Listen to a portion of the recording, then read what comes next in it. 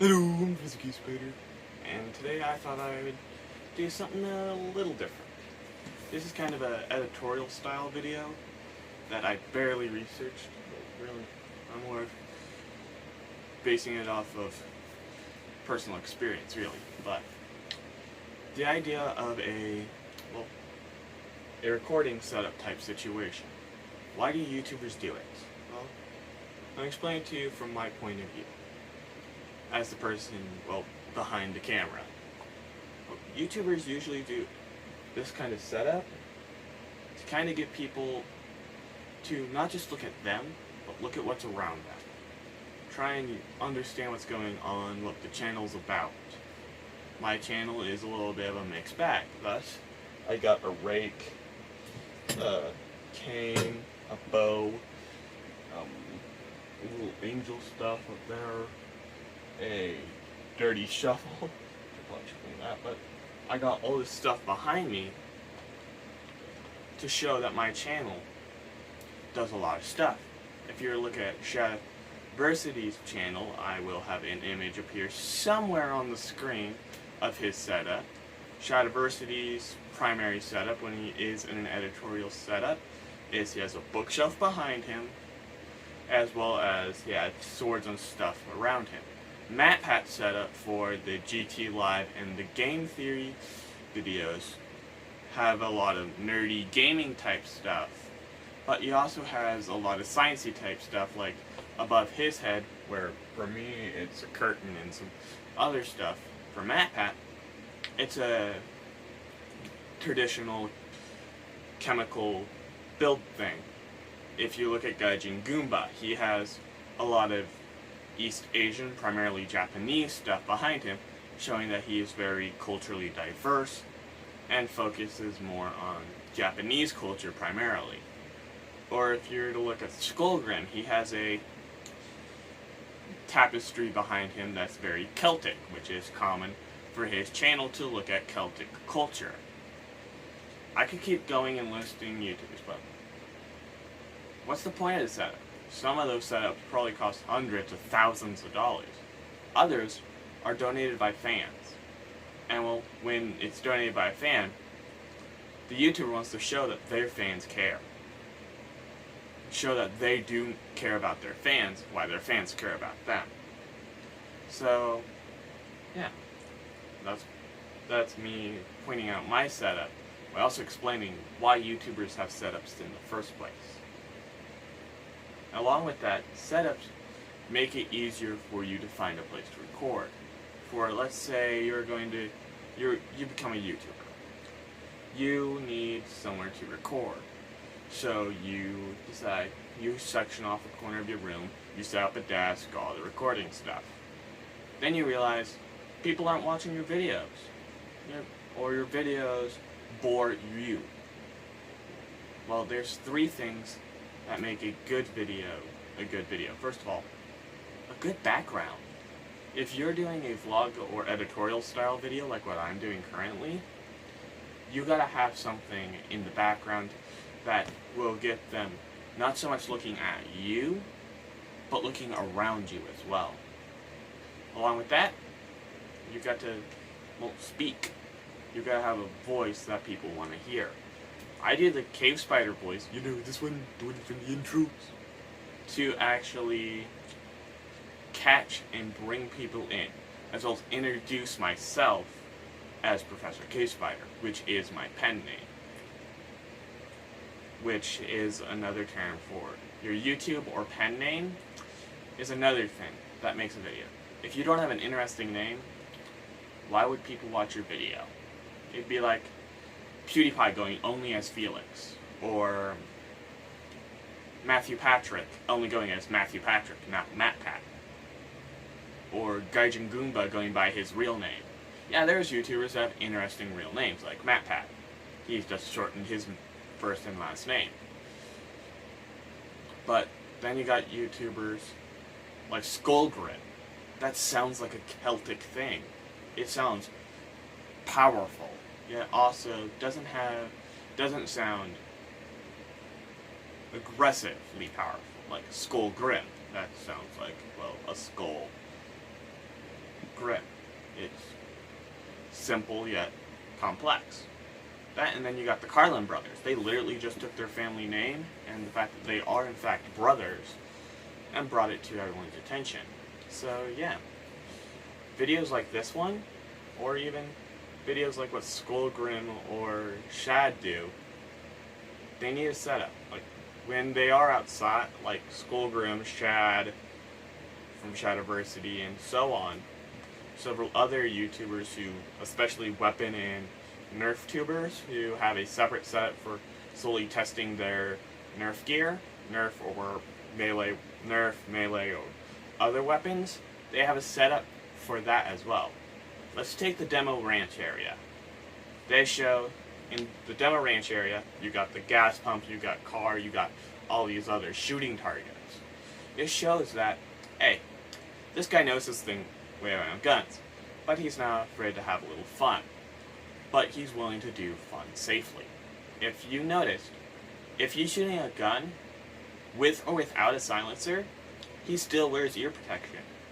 Or when YouTubers are doing VR, you'll see that they have took parts of their setup away, things that they could run into, knock over, that kind of stuff, for the sake of that video. Or if it's Shad or Skullgrim reviewing a weapon, they will not be reviewing it in their primary vlog setup. Well, Skullgrim occasionally, but the tests that they do with the weapons, like swing and all that, like the actual slashing, stabbing stuff, they usually do near a dojo, at tatami mats, and so on. Or if you look at things beyond YouTube, like, let's say, Man-at-Arms Reforged.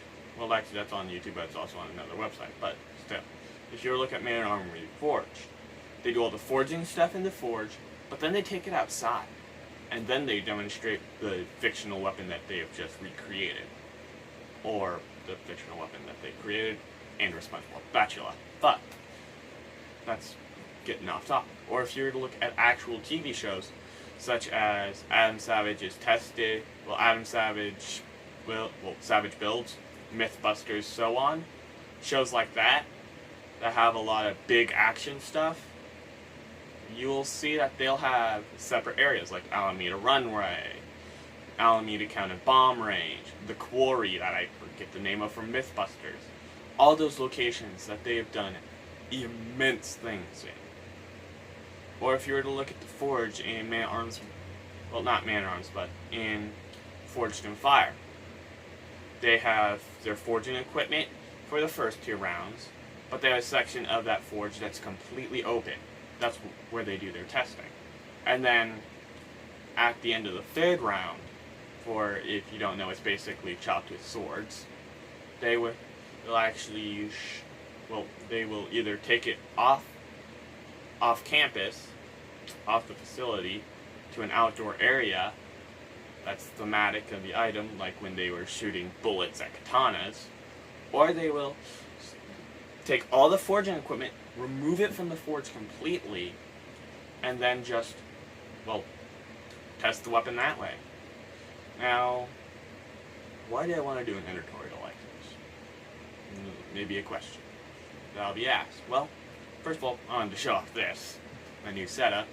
And second of all, I wanted to explain why YouTubers do this kind of stuff. It allows the YouTuber to show off their personality, because everything behind me, for the most part, was either given to me or I made it. 90% of this is made. I made the rig, I made the bow, I made that, I made the little smokestack thing behind me, I made the shovel, I made the hook. Those were given to me, the angel and the star. But, yeah, everything behind me, that's all stuff I either made or was given to me that I then turned into something else or just stuck on the wall with a nail. But it shows part of me. It shows my interests, what I like. And if you're interested in the same things I like, you can relate to this. I love being creative. Thus, I put a bunch of the stuff I made there. The stand that my phone is currently on, and the reason the camera image may be a little crooked, is a phone stand I made out of 2 old horseshoes and a piece of steel. Well, 2 pieces of steel actually, because of the part that my phone's actually resting on. But that's something I made. And underneath that is the shelf to a bookshelf I made, and underneath that is, well, a suitcase I made, and this smokestack thing is actually supposed to be the handle for it, but I took it off for the sake of storage. But if you really think about it, YouTubers are just normal everyday people. They just happen to have different ideas, and they decided, well, let's show off who we are behind the camera. Let's show off what we can do. Let's show off us. Because, well, frankly, the best person a YouTuber can be is themselves. Now, there is one last thing I'm going to say before I do my outro, and that is I did hear about what happened to Grant Tompson of King of Random. I'm going to sorely miss that guy. Yes, I did an accidental Canadian thing, but I am going to miss him. He was one of my favorite YouTubers to watch, and I've only been watching him for, I think, 3-4 years now. He started to step back from his own channel once I started watching. My favorite video that he was in was actually a MatPat video, a game theory one, where he was trying to analyze one of the moves from Pokemon, the Fire Swirl, and why it was weaker than all the other moves in Pokemon. And well, that's what first got me into the King of Random channel. I'm still subscribed to this day. And Grant, I'm gonna miss him. He was a good host. I'm not only glad he got 2 other great hosts to fill in for him before he passed, but after I watched the tribute video that was posted a few days ago, well, actually posted, I think, yesterday, as of the recording of this video, I was on my lunch break at the time when I watched it. Not the best idea to watch a video like that on your lunch break at work, but it showed that he had a big impact on the YouTube community as a whole. I just wish I had a chance to collab with King of Random before that. If I ever do get a chance to collab with King of Random, I may bring up some of my other thoughts about Grant. He's an amazing guy. Glad to hear that he was actually a family man overall. But all the stories I heard from all those YouTubers that had some connection to King of Random, yeah, they'll probably miss him about as much as I did. But now that I've gotten the explanation of the setup, my tribute to Grant, because this is going to be a long-form video, which is rare for my channel, I think there's only one last thing to say. And that is, thank you all for watching. Glad you guys are willing to watch any videos on YouTube. If it wasn't for people like Grant and the company that started Google to begin with, and Google and YouTube, yeah. If YouTube wasn't created, Grant wouldn't have been able to leave an impact that he did. But I'm glad that he had a place to leave a legacy. I'm hoping I could do the same. But one thing Grant had going for him that I don't know if I have going for me or not, is he was humble. Humble beyond belief.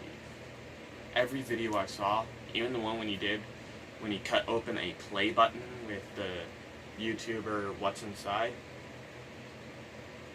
yeah, that was cool to watch. I enjoyed that. Yeah, they lost an electric skateboard, but that was fun to watch. Grant was always fun to watch, simple to understand,